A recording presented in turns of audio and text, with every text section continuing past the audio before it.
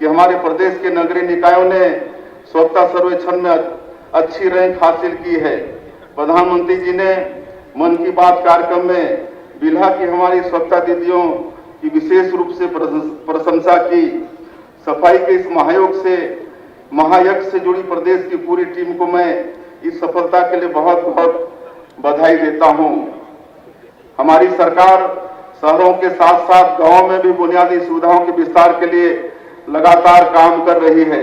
मुख्यमंत्री ग्रामीण बस सेवा योजना को प्रथम चरण में हम बस्तर और सरगुजा संभाग में शुरू करने जा रहे हैं। इन बसों का संचालन स्थानीय लोग ही करेंगे। इससे ग्रामीणों की आवाजाही आसान होगी और उनकी रोजमर्रा की परेशानियां दूर होंगी। हम बोध घाट बहुउद्देशीय परियोजना पर आगे बढ़ रहे हैं।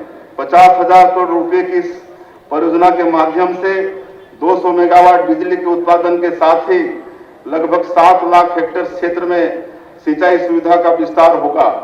प्रदेश में सिंचाई सुविधाओं के विस्तार के लिए 9 सिंचाई परियोजनाओं में 522 करोड़ रुपए की राशि से सुधार कार्य कराया जा रहा है। हम जनजातीय समाज के उत्थान के लिए अनेक कदम उठा रहे हैं। तेंदुपत्ता संग्राहकों को दी जाने वाली संग्रहण राशि 4,000 रुपये से बढ़ाकर 5,500 रुपया कर दी गई है। इससे 12.5 लाख तेंदुपत्ता संग्राहक परिवारों के 50 लाख लोग लाभान्वित हो रहे हैं। वनांचल में रहने वाले लोगों के लिए तेंदुपत्ता हरा सोना है। तेंदुपत्ता संग्रहण के दौरान संग्राहकों के पैरों में छाले न पड़े, कांटे न चुभे, इसके लिए हमने चरण पादुका योजना फिर से शुरू की है।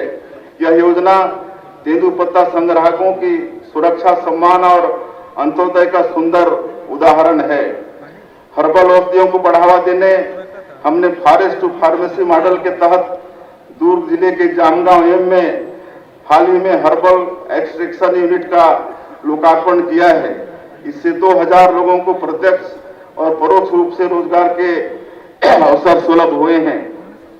सांस्कृतिक धरोहर के संरक्षण को प्रोत्साहित करने हमारी सरकार ने बैगा, गुनिया, सिरहा लोगों को 5,000 रुपये की सालाना सम्मान निधि प्रदान करने का निर्णय लिया है।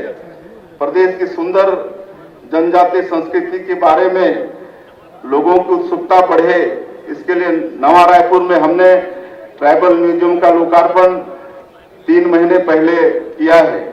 प्रदेश के स्वतंत्रता संग्राम के जनजातीय नायकों को समर्पित शहीद वीर नारायण सिंह आदिवासी स्वतंत्रता संग्राम सेनानी स्मारक सह संग्रहालय का निर्माण कराया जा रहा है।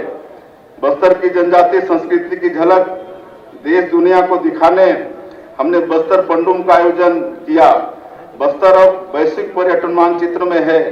बस्तर के धुड़मा रास को यूएन पर्यटन संगठन ने सर्वश्रेष्ठ पर्यटन गांव के रूप में चुना है। होम स्टे को प्रोत्साहित करने हमने छत्तीसगढ़ होम स्टे नीति बनाई है।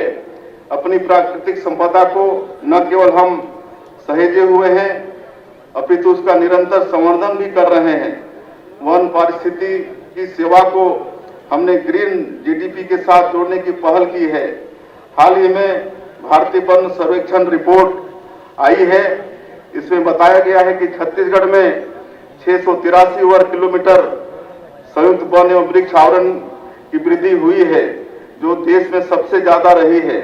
प्रधानमंत्री श्री नरेंद्र मोदी जी के आह्वान पर प्रदेश में एक पेड़ मां के नाम अभियान के तहत विगत वर्ष में 3.5 करोड़ से अधिक पौधे लगाए गए हैं।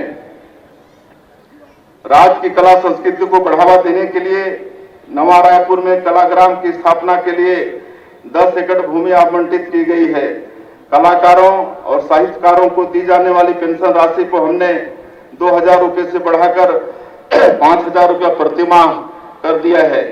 हमारा सौभाग्य है कि प्रदेश के 22,000 से अधिक श्रद्धालुओं को श्री रामलला अयोध्या धाम दर्शन योजना के माध्यम से भांचा राम के दर्शन लाभ कराने के निमित्त बन सके। मुख्यमंत्री तीर्थ दर्शन योजना के माध्यम से भी हम तीर्थयात्रियों को देश भर के पुण्य स्थलों की यात्रा करा रहे हैं।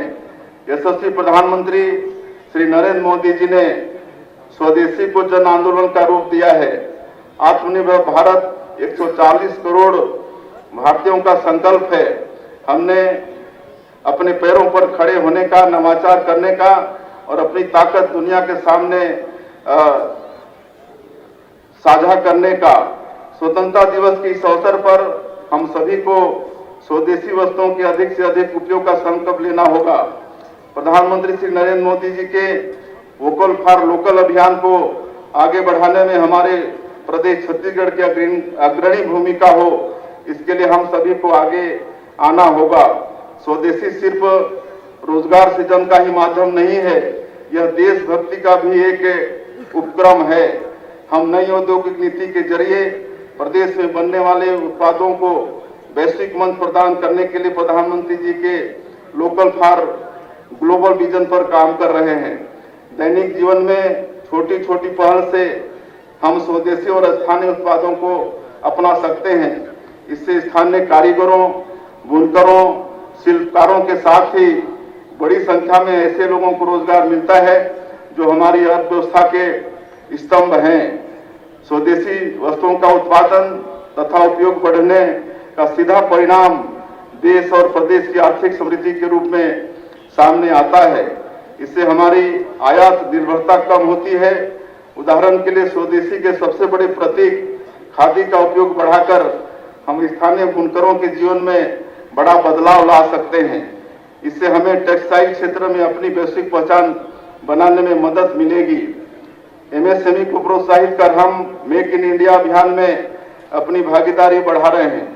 सूक्ष्म, लघु और मध्यम उद्योगों को अपने उत्पादों की गुणवत्ता पर विशेष जोर देना होगा। एमएसएमई के लिए प्रधानमंत्री जी द्वारा दिया गया जीरो डिफेक्ट जीरो इफेक्ट का मंत्र अत्यंत कारगर है। हमारे गांव, नगर और जिले स्तर पर तैयार होने वाली वस्तुएं गुणवत्ता के मामले में किसी से कम नहीं है। इसके लिए उन्हें डिजिटल संसाधनों, नवाचार, सूचना एवं संचार प्रौद्योगिकी और एआई जैसी तकनीक को अपनाना होगा। अब जय जवान, जय किसान, जय विज्ञान के साथ जय अनुसंधान के ध्येय वाक्य के साथ हम आगे बढ़ेंगे। मेक इन इंडिया अभियान के जरिए रक्षा क्षेत्र में आत्मनिर्भरता हासिल करते हुए प्रधानमंत्री श्री नरेंद्र मोदी जी के नेतृत्व में भारत सैन्य उपकरणों का निर्यातक के रूप में उभर रहा है। आज जलवायु संकट का सीधा असर हमारे जीवन पर पड़ रहा है। कृषि क्षेत्र इससे अछूता नहीं है। ऐसे समय में रसायन मुक्त प्राकृतिक खेती किसानों की आमदनी बढ़ाने के साथ हमारे स्वास्थ्य के लिए भी लाभकारी साबित होगी। श्रीअन्न, दलहन, तिलहन और मोटे अनाज के उत्पादन को बढ़ावा देकर छत्तीसगढ़ के हमारे किसान भाई कृषि लागत को कम कर सकते हैं। इससे रासायनिक खाद एवं कीटनाशकों पर हमारी निर्भरता भी कम होगी। स्वतंत्रता दिवस का ये प्रेरक अवसर हमें राष्ट्र के प्रति अपने कर्तव्यों की प्रेरणा देता है। आत्मनिर्भर भारत बनाने के लिए मैं प्रदेशवासियों से आह्वान करता हूं कि यह संकल्प राष्ट्र हित में अवश्य लें। हर नागरिक स्वदेशी वस्तु खरीदना देशभक्ति का कार्य माने। हर व्यवसाय गुणवत्ता और स्थिरता को अनिवार्य माने।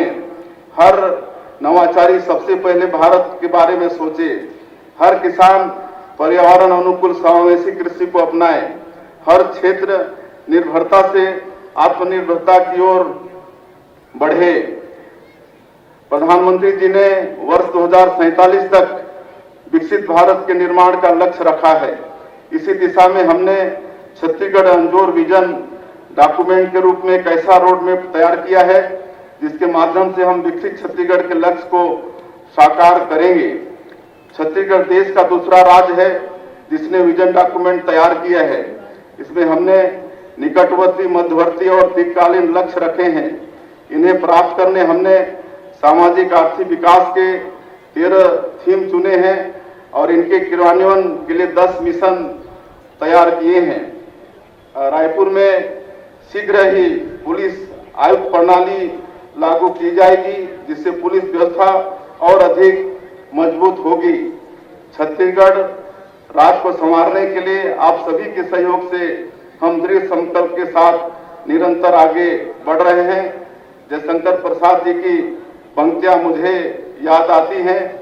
इस पथ का उद्देश्य नहीं, इस पथ का उद्देश्य नहीं शांत भाव में टिक रहना, किंतु पहुंचना उस सीमा पर जिसके आगे राह नहीं। गोस्वामी तुलसीदास जी का राम काज किन्हे बिनु मोहि कहाँ विश्राम हमारा आदर्श वाक्य है। पंडित दीनदयाल उपाध्याय जी के अंत्योदय के सिद्धांत हमारे पथ प्रदर्शक हैं। हमारे राज्य के निर्माता श्रद्धेय अटल जी के सुशासन का दृढ़ संकल्प हमें शक्ति देता है। हम निश्चित ही जन जन की सहभागिता से विकसित छत्तीसगढ़ के निर्माण के लक्ष्य को साकार करेंगे। आइए हम सब छत्तीसगढ़ राज्य की स्थापना के इस रजत जयंती वर्ष में स्वतंत्रता दिवस के पावन अवसर पर विकसित भारत विकसित छत्तीसगढ़ का संकल्प लें। सभी स्वतंत्रता संग्राम सेनानियों को पुनः शत शत नमन, हमारे वीर जवानों का अभिनंदन। आप सभी को स्वतंत्रता दिवस की पुनः बहुत बहुत बधाई। राम राम,